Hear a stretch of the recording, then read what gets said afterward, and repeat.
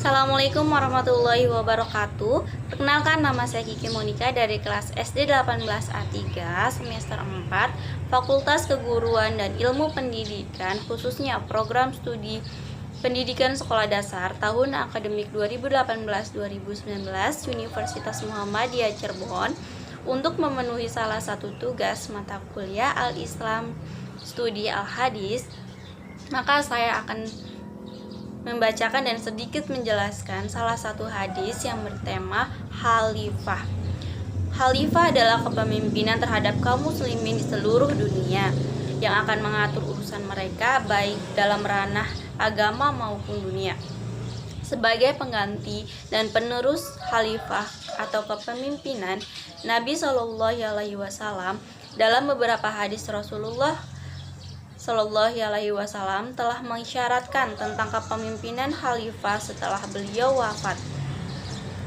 Semangat Hizbut Tahrir dalam memperjuangkan tegaknya khalifah juga didasarkan bisyarah nabiyah atau kabar gembira dari Nabi Shallallahu Alaihi Wasallam yang diasumsikan menjanjikan kembalinya khilafah al-nubuwah kepada umat Islam.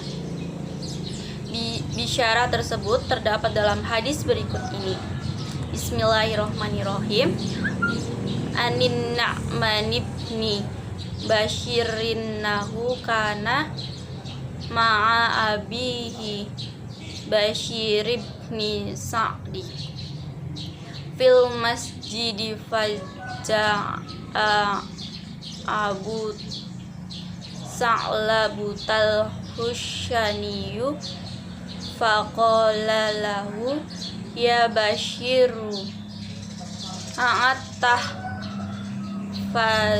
fadhuhut tubata Rasulillah fil khulafai faqala la faqala Hudzaifatub nil Yaman wa huwa qa'idu ana ahfaduha faqa ada ilaihim Abu Sa'labata faqala Hudzaifat innan nabiyya qala takunun nabuwatu fikum masya'allahu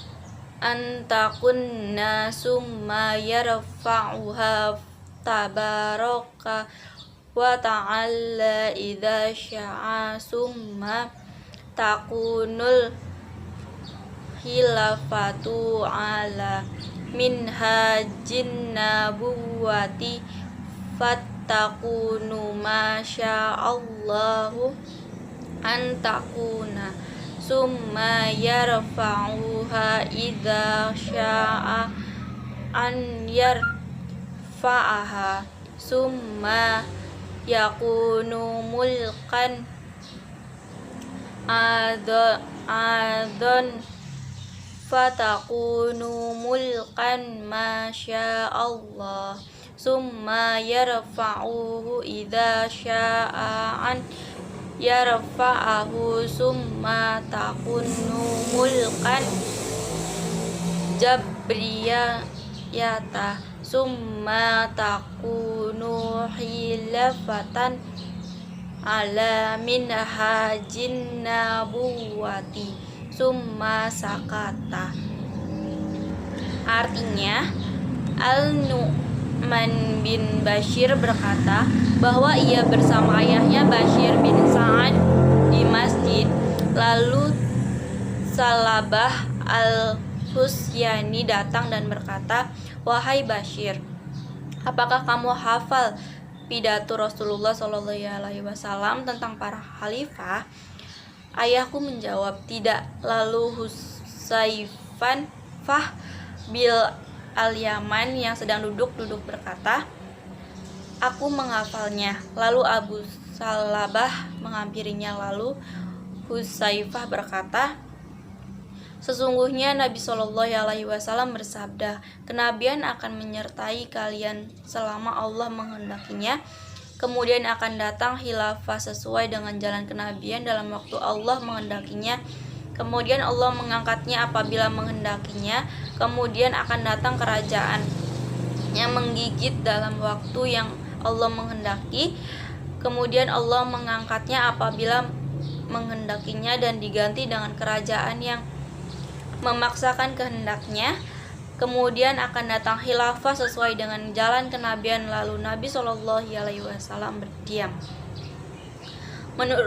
Menurut Hizbut Tahrir, hadis di atas telah membagi kekuasaan umat Islam pada 4 fase, yaitu pertama fase kenabian yang dipimpin langsung oleh Rasulullah Shallallahu Alaihi Wasallam, fase khilafah yang sesuai dengan Minhaj al-Nubuwah yang dipimpin oleh Khulafaur Rasyidin. Ketiga dan keempat, fase kerajaan yang menggigit dan kerajaan yang memaksakan kehendaknya kepada umat. Dan kelima, fase khilafah al-Nabawiyah yang sedang dinanti-nantikan oleh Hizbut Tahrir. Hadis di atas memberikan bisyarah kepada mereka tentang kembalinya khilafah al-Nubuwah yang mereka nanti-nantikan adalah tidak benar.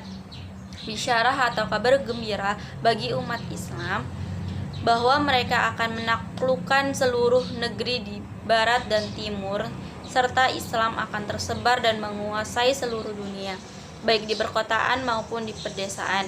Menurut Hizbut Tahrir, bisyarah dalam hadis di atas tidak mungkin menjadi kenyataan kecuali melalui sistem pemerintahan khilafah atau khalifah, di mana kaum muslimin berada di bawah satu komando seorang pemimpin yang bernama khalifah. Menjadi bisyarah bagi umat Islam tentang masa depan agama mereka yang pasti akan lebih cerah dan meraih kejayaan menghadapi musuh-musuhnya, utamanya di era modern ini, di mana kaum muslimin tengah mengalami kekalahan yang sangat tragis menghadapi imperialisme barat yang memporak-porandakan persatuan umat Islam dan menghancurkan tatanan serta nilai-nilai kebudayaan keislaman yang telah mengakar kuat lebih dari 1000 tahun yang lalu. Namun, asumsi Hizbut Tahrir bahwa bisyarah dalam hadis di atas dapat menjadi kenyataan apabila khilafah telah kembali direnggut oleh kaum muslimin adalah asumsi belaka yang tidak memiliki dasar ilmiah yang dapat dipertanggungjawabkan. Amatlah jelas bahwa persoalan khilafah merupakan perkara yang terang benderang dibahas dan dinyatakan dalam hadis.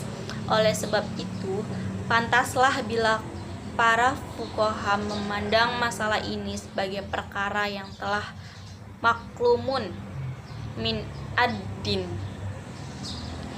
bi'ad darurah. Sebaliknya, sungguh aneh bila ada yang mengatakan bahwa Rasulullah Shallallahu Alaihi Wasallam tidak pernah mendirikan negara atau tidak membahasnya. Sebagaimana sangat aneh bila ada yang menyatakan bahwa tidak ada kata khilafah dalam nas, yang ada adalah kata khalifah yang artinya pemimpin. Kemudian berkesimpulan bahwa kaum muslimin tidak wajib menegakkan khilafah jika mereka telah memiliki pemimpin. Padahal seandainya kata khilafah itu tidak ada dalam nas, tidak berarti pula bahwa khilafah menjadi tidak wajib, sebab penolakan terhadap khilafah adalah penolakan terhadap hukum Allah dan pengingkaran pada sabda Rasulullah-Nya yang tidak mungkin dilakukan kecuali karena jahal atau ketidaktahuan atau mukabarah atau kesombongan dan kelancangan. Sekian penjelasan dari saya. Saya mohon maaf apabila ada kata yang salah. Wabillahi taufiq wal hidayah. Wassalamualaikum warahmatullahi wabarakatuh.